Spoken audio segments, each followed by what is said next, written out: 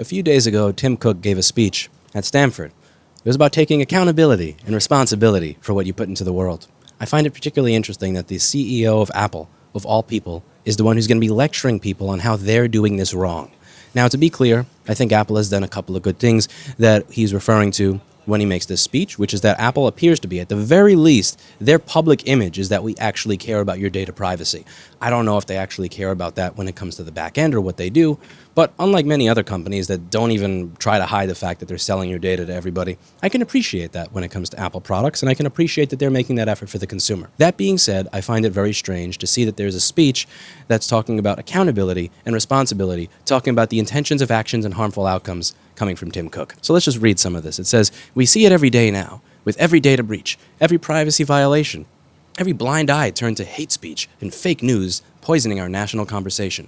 The false promise of miracles in exchange for a single drop of blood, too many seem to think that good intentions excuse away harmful outcomes." And he says, "Lately it seems this industry is becoming better known for a less noble innovation. The belief that you can claim credit without accepting responsibility, because if there's anything Apple and Tim Cook know how to do, it's accept responsibility. When they create a device that bends and that folds, where the board flexes inside and chips decide to come off of it, they make sure to create a free replacement program for that device and inform their customers. My bad. They get sued, cover 50% of the devices that were covered under a warranty extension program that customers still have to spend $149 on, give them a refurbished phone that'll have the same issue about a few days outside of warranty."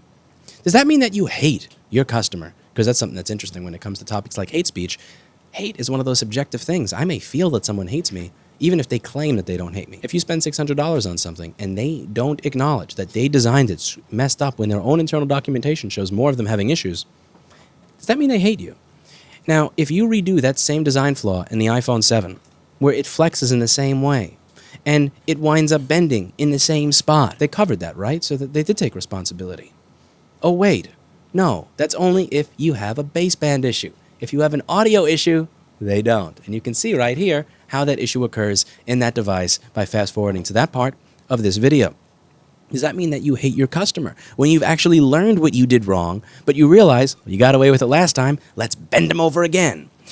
Do you hate independent repair shops when you decide to remove diagnostic codes that allow technicians to tell which sensor has failed in a machine? Does that mean that you hate us? Do you hate technicians when rather than say, this sensor failed, check here, it now gives us an error code that when you look it up online says, go to a Genius Bar, where they're going to tell you a big middle finger, no schematics or diagnostics for you, but would you like to get a new one for $750 to $1,250? When screens that used to work just fine in your laptops no longer work because your new operating system decided to reject the EDID code of my screens, does that mean that you hate the customer? Does that mean that you hate the repair shops that are working on products that you don't want to service for whatever reason?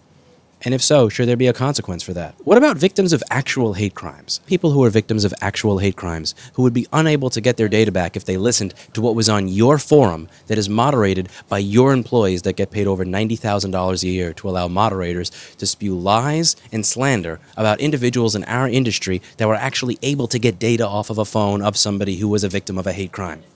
Do you hate victims of actual hate crimes to continue spreading those lies, to continue to not correct the misinformation on your own effing website? What about fake news? When you guys say that there's only a small number of people that are affected by a design flaw that affects enough people that the revenue that's been created in the repair industry is enough that it could feed everybody in a small country. You see, hate is a subjective thing, and anything that you can throw out to others, they could probably throw back to you. What would be the consequence for that? But further, is hate really the terrible thing that it's made out to be in every single instance? Hate against specific groups of people? Absolutely effing awful. Hate against bad ideas. Hate against evil methodologies, or hate against bad decisions. That's something that I think people of all colors, all sexual orientations, all gender identities, and all religions can come together to hate. I am not ashamed to say that I hate the way that Apple treats its customers when they come to them with a product that they paid a premium price for and are openly lied to about issues that exist with that product that Apple addresses in prior year designs but refuses to deal with until media attention forces them to deal with.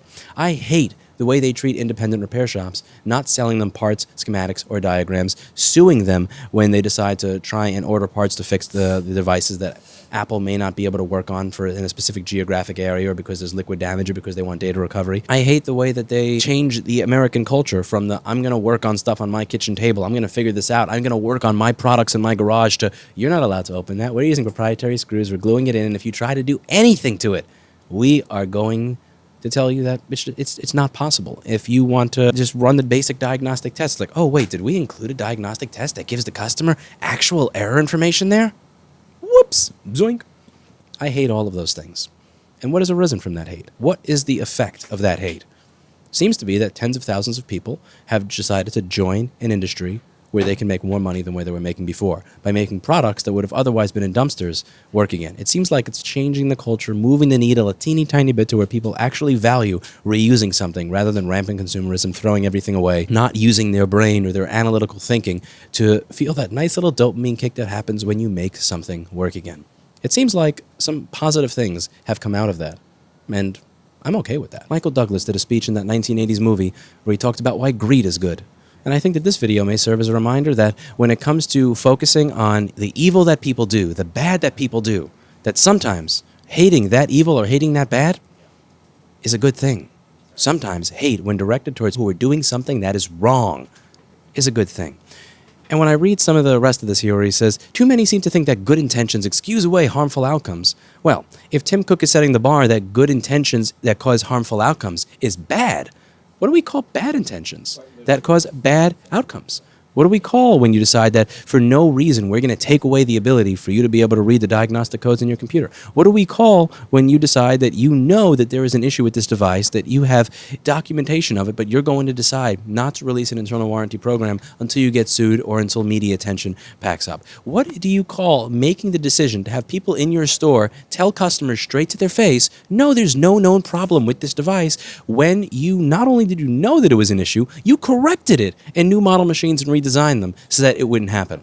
Because that's not a good intention. That's a bad intention. You're intending to fool the customer to avoid taking accountability and responsibility, and then you have the fucking nerve to get up in front of an audience of young people who have not had those bad intentions, who have not made those bad decisions, who have not made those mistakes, who have not decided to be evil, and tell them how to live their life. Fuck you, Tim Cook. Fuck you. That's it for today, and as always, I hope you learned something.